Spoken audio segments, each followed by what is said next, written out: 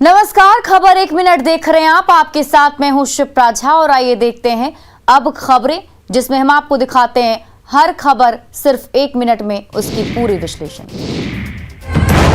खगड़िया का बेलदौर प्राथमिक स्वास्थ्य केंद्र रण क्षेत्र में तब्दील हो गया। 2 आशा कार्यकर्ता आपस में ही भिड़ गए। दोनों के बीच हाथापाई से लेकर बाल खींचा खींची तक हुआ।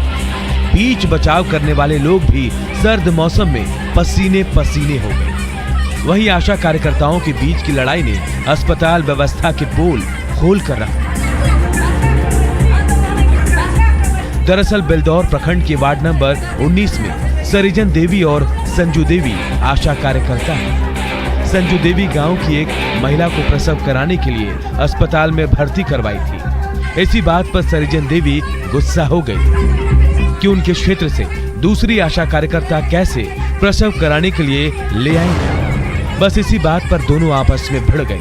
दरअसल स्वास्थ्य विभाग आशा कार्यकर्ताओं को गांव की महिला को प्रसव कराने के लिए अस्पताल में भर्ती कराने पर कुछ रुपए देती है।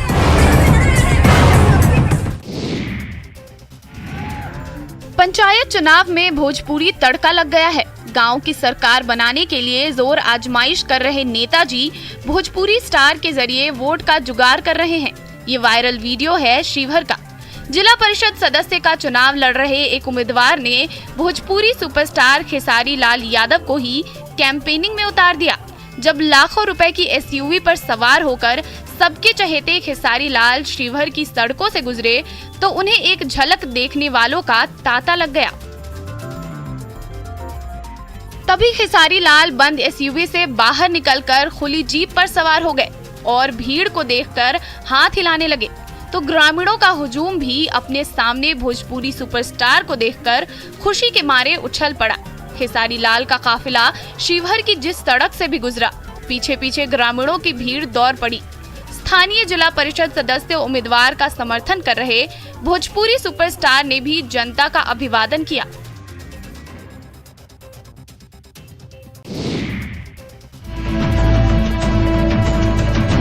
पटना एयरपोर्ट पर लैंडिंग के दौरान स्पाइसजेट की फ्लाइट के रनवे पर फिसलने का मामला एक बार फिर सामने आया है। रविवार की शाम बेंगलुरु जाने वाली स्पाइसजेट फ्लाइट टच पॉइंट से 1.5 मीटर आगे बढ़ गई। हालांकि इस दौरान पायलट ने सूझबूझ का परिचय दिया और हेवी ब्रेक लगाकर फ्लाइट को लैंड करवा दिया।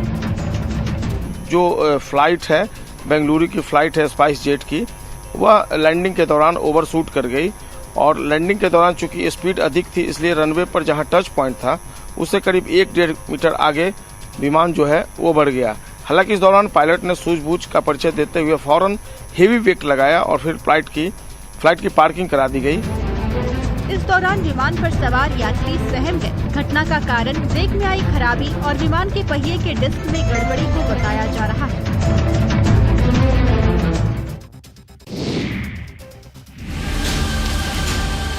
गढ़वा में रंका थाना क्षेत्र के भैरी गांव में एक जंगली हाथी की संदिग्ध स्थिति में मौत हो गई। इस मामले में वन विभाग की कार्रवाई जारी है। विभाग ने हाथी की मौत के बाद कई घरों में छापेमारी की, जिसमें 2 घरों से बिजली का तार बरामद किया गया, जिसके बाद दोनों घरों के मालिक पर मामला दर्ज किया गया है। डीएफओ के मुताबिक जंगली शूकर को मारने के लिए लोग खेतों में बिजली का तार लगाते थे और उसमें रात में 11,000 वोल्ट का करंट प्रवाहित कर देते थे। इसी तार की चपेट में आने से जंगली हाथी की मौत हो गई थी।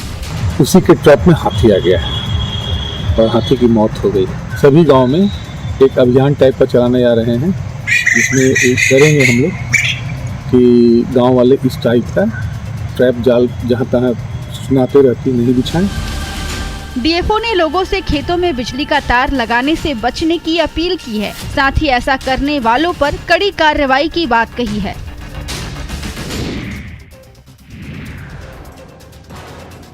गुमला में जंगली हाथियों का आतंक लगातार जारी है। आए दिन जंगली हाथी लोगों के घरों को नुकसान पहुंचा रहे हैं। पिछले 1 महीने में हाथियों ने 3 लोगों की पटक कर जान ले ली है। चैनपुर प्रखंड के दड़गांव में हाथी ने 4 लोगों के घरों को तोड़ दिया, जिससे लोगों में भय का माहौल है। ग्रामीण रात में हाथियों के भय से रत जगह करने को मजबूर है। वहीं हाथियों के लगातार जारी उत्पात और वन विभाग की बढ़ती जा रही लापरवाही से ग्रामीण नाराज दिख रहे हैं। लोग यही मांग करते हैं कि घर भी मांग करते हैं और बत्ती का भी और जो सामान है उसको भगाने के लिए उसका भी हम चाहते हैं कि यहाँ, क्योंकि बार बार यही रास्ता हो रहा है। अच्छा।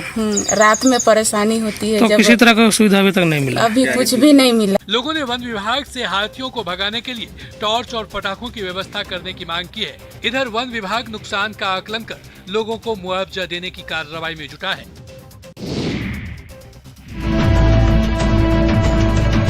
नालंदा के महानंदपुर कासिमचक गांव के किसान अपनी फसल की दुर्दशा देखकर काफी परेशान हैं। दरअसल गंगा जल उद्धव योजना की पाइपलाइन इसी गांव के पास से होकर गुजरी है, जहां पाइपलाइन बिछाने के दौरान पाइप को भर दिया गया, जिससे बरसात का पानी खेतों में भर गया है। अब करीब 50 एकड़ से अधिक धान की फसल पानी में डूबकर सड़ रही है। ये जो पानी में रुकावट के कारण हम लोग के धान में पानी अभी तक 1 फीट पानी है, जिसके कारण हम लोग का धान सड़ गया है। लगभग अब लगता है 10% भी धान हम लोग को घर नहीं पहुंच पाएगा। हम लोग धान की कटाई कर रहे हैं, पानी में बहुत दिक्कत से कटाई कर रहे हैं। 1-1.5 फीट पानी लगभग में भी सभी खेत में है।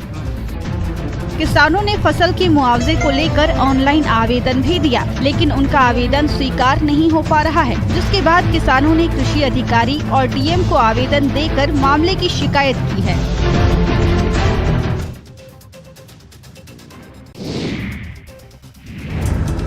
रांची के रातू रोड के नागा बाबा खटा में बने वेजिटेबल मार्केट में दुकानों का आवंटन नहीं होने से स्थानीय सब्जी विक्रेता काफी मायूस हैं। सब्जी दुकानदारों की माने तो मुख्यमंत्री हेमंत सोरेन ने जब 27 अक्टूबर को इस वेजिटेबल मार्केट का उद्घाटन किया था, तब उन्हें लगा कि सारी परेशानियां अब खत्म हो जाएंगी, लेकिन पर्व त्योहारों के खत्म होने के बाद भी दुकानों के आवंटन नहीं होने से दुकानदारों के मन में अब कई सवाल उठ रहे हैं। हम लोग बहुत दिन से यहाँ बेच रहे हैं सब्जी, और पहले तो खटाल था। खटाल जब टूट गया तो हम लोग सब्जी बेचने लगे। 90 साल से हम लोग का यहाँ घर था। घर टूटने के बाद बेरोजगार हो गए। बेरोजगार हो गए तो सब्जी बेचने लगे। सब्जी बेचने वालों को लग रहा है कि कहीं ऐसा न हो कि सर्वे में छेड़छाड़ कर उनका नाम न हटा दिया जाए।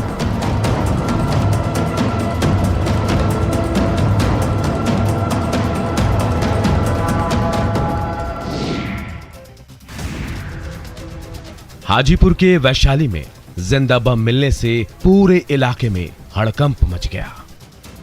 महनार के जावज गांव में लावारिस हालत में बम होने की सूचना पर पुलिस मौके पर पहुंची। गांव में पहुंचे पुलिस ने छानबीन शुरू की और जांच के दौरान 1 नहीं 2 नहीं बल्कि पूरे 8 जिंदा बम मौके से बरामद किए गए। पुलिस जब पहुंची तो मौके पर काफी संख्या में गांव वालों की भीड़ भी जुट गई। काफी देर तक घंटों यहां अफरा तफरी का माहौल देखा गया। फिलहाल बम निरोधी दस्ते ने बम को डिफ्यूज कर पानी में डाल दिया है। अब सवाल उठ रहे हैं कि आखिर ये बम आया कहां से, इसकी जानकारी आखिर क्यों नहीं मिल पाई। पुलिस और आला अधिकारी इस मामले की जांच पड़ताल में जुट गए हैं।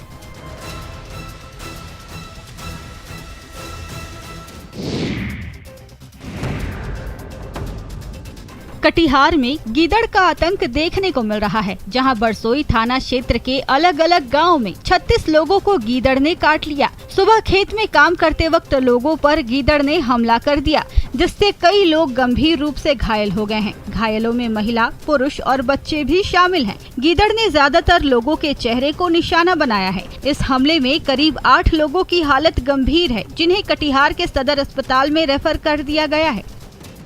सियार निकला, वहाँ 2-3 आदमी को जख्म किया। वहाँ से आया बांसकोटा गोविंदपुर नाम से एक गांव है, वहाँ चंद लोगों को वहाँ भी जख्म किया। ज़्यादातर वार उनका होता है चेहरे पे और हाथ और पैर में।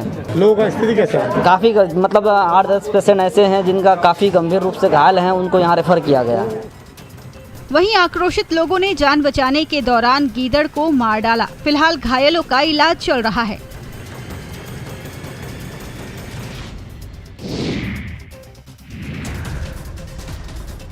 हाथ में कुदाल लिए पुलिस की टीम निकल पड़ी है शराब तस्करों पर नकेल कसने। दरअसल बाढ़ थाना की पुलिस को दियारा इलाके में देसी शराब बनाए जाने की गुप्त सूचना मिली थी। सूचना के आधार पर थानाध्यक्ष संजीत सिंह दलबल के साथ दियारा छापेमारी करने पहुंचे। इस दौरान हजारों लीटर देसी शराब बरामद किया गया, जो ड्राम में बालू के नीचे छिपाकर रखी गई थी। हालांकि पुलिस को आता देख शराब तस्कर मौके से फरार हो गए। पुलिस ने देसी शराब की भट्टी को ध्वस्त किया, साथ ही हजारों लीटर कच्चा जावा और शराब बनाने वाले सामान को भी आग के हवाले कर दिया। बता दें कि दियारा के इलाके में अवैध शराब का निर्माण और कारोबार कोई नई बात नहीं है। यह इलाका लंबे समय से इस तरह के अवैध कारोबार के लिए बदनाम रहा है। दरअसल पुलिस कार्रवाई करती है, लेकिन कुछ ही दिनों में फिर कारोबारी धंधा शुरू कर देते हैं।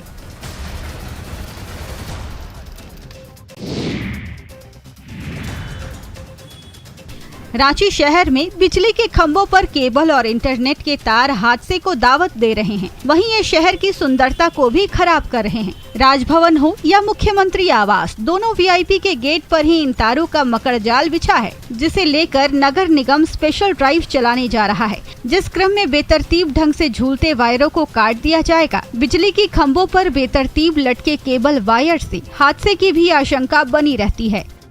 2 महीना पहले हम लोगों ने उनको निगम की ओर से नोटिस दिया गया था कि जो अनऑथराइज जो केबल के वायर जो बिजली खंभों में लटके हुए हैं, हाँ, उसको हम लोगों ने कहा है कि वो अपना हटा लें। स्वेच्छा से एक समय दिया गया है, हटा लें। अगर नहीं हटाएंगे तो फिर हम लोग बलपूर्वक हटाएंगे और जो हटाने की जो खर्च आएगा उस पर भी केबल ऑपरेटर को चार्ज किया जाएगा। नगर निगम ने तार हटाने के लिए केबल कंपनियों को 1 सप्ताह का समय दिया है, जिसके बाद ये अभियान निगम की ओर से चलाया जाएगा।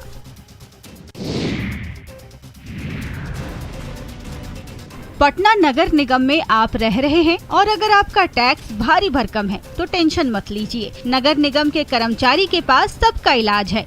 नगर निगम के कर्मचारी लाखों का टैक्स हजारों में कर देंगे। ये कोई जादू नहीं, बल्कि नगर निगम के कर्मियों की करतूत है, जो न सिर्फ कम पैसे में ही लाखों का टैक्स एडजस्ट कराने के नाम पर पैसे बना रहे हैं, बल्कि नगर निगम के राजस्व को लाखों का चूना लगा रहे हैं। 16,399 और टोटल टैक्स आ रहा है 37,612 रुपये। कुछ हिसाब किताब नहीं लगता है? लग जाएगा, वो हम ही लोग लगाते हैं ना, कराइएगा। तो सब चीज़ का व्यवस्था हम ही लोग करेंगे। ऑफिस से जाइएगा, नंबर देके भेज देगा। एक में हो कितना में आप कराइएगा ना, तो वो आपको जो मन लायक होगा वहाँ तक पहुँच जाएगा। पटना नगर निगम में चल रहे इस वसूली की जानकारी जब नगर आयुक्त को दी गई, तो नगर आयुक्त ने कार्रवाई की बात कही है।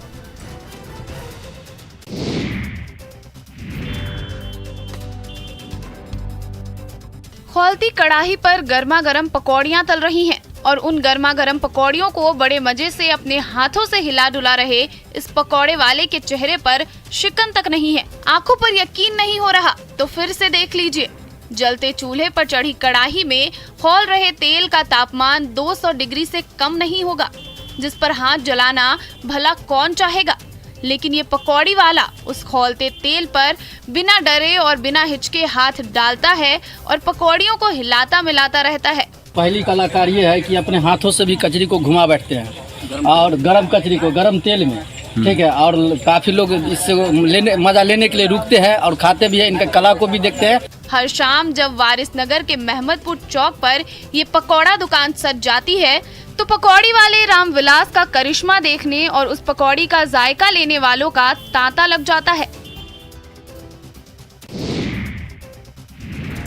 विदेशी पक्षियों की चहचहाहट से पटना सचिवालय के आसपास का इलाका गूंज उठा है, मानो प्रकृति की गोद से पूरा सचिवालय लहलहा रहा हो। ये पक्षी कई देशों से पटना के सचिवालय जलाशय में पहुंचे हैं, खासकर साइबेरिया, अफगानिस्तान और लेह लद्दाख से आकर यहाँ अपना डेरा जमाए हुए हैं। लगभग 30 से 35 प्रजाति के पक्षी यहाँ हर साल आते हैं। यह तस्वीर है राजधानी पटना के सचिवालय कैंपस में स्थित राजधानी जलाशय की। यहाँ आने के बाद आपको सुखद अनुभूति होगी, और भला अनुभूति हो भी क्यों ना, जो प्रवासी परिंदे हैं उनकी चहचहाहट जो है चारों तरफ गूंज रही है। हजारों की संख्या में विचरते हुए ये विदेशी पक्षी हर साल यहाँ आते हैं। ठंड ने दस्तक दे दी है और विंटर का ये मौसम प्रवासी पक्षियों का वेलकम कर रहा है। पटना के सचिवालय स्थित जलाशय में हजारों की संख्या में प्रवासी पक्षी पहुंच चुके हैं। हर साल 30 से 35 प्रजाति के प्रवासी पक्षी बिहार पहुंचते हैं। कोरोना की दूसरी लहर में अगर सबसे बड़ी समस्या थी तो वो थी ऑक्सीजन की समस्या। ऑक्सीजन को लेकर देश में हाहाकार मचा हुआ था। इसके बाद सरकार ने देश के कई जगहों पर पीएम केयर्स फंड से ऑक्सीजन प्लांट लगाने का आदेश दिया। उसी के तहत सिवान के सदर अस्पताल में भी पीएम केयर्स फंड से ऑक्सीजन प्लांट तो लगा, लेकिन मरीजों को इसका लाभ अभी तक नहीं मिल सका। मेडिकल अफसर और सदर अस्पताल के सहायक अधीक्षक का कहना है कि कुछ टेक्निकल कारणों से सप्लाई नहीं हो पा रहा है। कुछ टेक्निकल फॉल्ट है, जैसे इसका सेंसर खराब है। इंजीनियर आया था तो बोला कि सेंसर खराब है, और दूसरा है कि पाइपलाइन जो है, बहुत जगह पाइपलाइन नहीं लगा रहे हैं, तो सबसे पहले तो इसको चालू करना चाहिए। तो कारण यही है कि जब ये ऑन होता है तो इसमें कुछ बहुत फॉल्टी नॉइजेस आने लगते हैं, तो इंजीनियर आया था। टेक्निकल खराबी के कारण ऑक्सीजन प्लांट चालू नहीं हो पाया है। हालांकि मेडिकल अफसर ने जल्द ही समाधान का भरोसा दिलाया है। भारत में कोरोना की तीसरी लहर की आशंका के बीच जर्मनी में कोरोना की चौथी लहर की दस्तक ने दुनिया के कई ताकतवर देशों को डरा दिया है। हालांकि भारत उन चुनिंदा देशों में है जहां वैक्सीनेशन की गति कोरोना के खतरे को एक हद तक काबू करने की भूमिका में निर्णायक भूमिका निभाता दिख रहा है। लेकिन अब भी कई राज्य ऐसे हैं जिन्हें हिमाचल प्रदेश से सीखना चाहिए, जहां टीकाकरण में अभी के लिए बस इतना ही। लेकिन न्यूज़ 18 बिहार झारखंड पर खबरों का सिलसिला लगातार जारी है।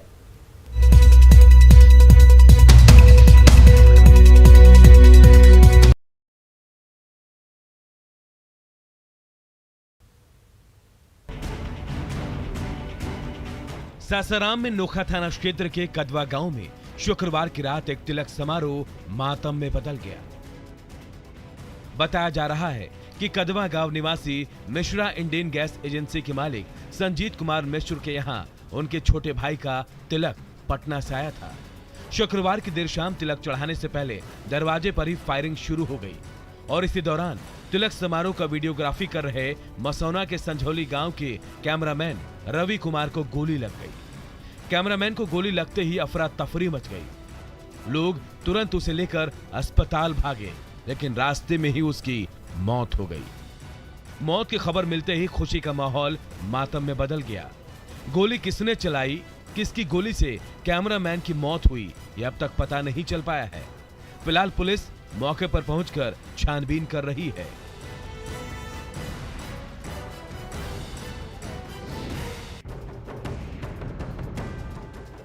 बिहार में शराबबंदी को सख्ती से लागू करने के साथ ही इस पर नकेल कसने की कवायद भी तेज कर दी गई है। लेकिन इसके बावजूद शराब कारोबारी ट्रेंड बदलकर शराब और स्प्रिट की तस्करी कर रहे हैं। बगहा के रामनगर पुलिस ने कोयले की आड़ में स्प्रिट के कारोबार का खुलासा किया है। पुलिस ने एक ट्रक से 4700 लीटर से अधिक स्प्रिट की खेप को पकड़ा है। मौके से 2 लोगों की गिरफ्तारी भी हुई है। स्प्रिट की इतनी बड़ी खेप बरामद होने के साथ ही पुलिस के सामने बड़ी चुनौती भी आ गई है। गिरफ्तार लोगों से पूछताछ कर पुलिस पूरे सिंडिकेट को खंगाल रही है। शराब माफियाओं के काले कारोबार के कारण रामनगर इलाके में पिछले दिनों 16 लोगों ने जहरीली शराब से अपनी जान गंवा दी थी। फिर भी स्प्रिट की इतनी बड़ी खेप की बरामदगी ने पुलिस की कार्यशैली पर बड़ा सवाल खड़ा कर दिया है।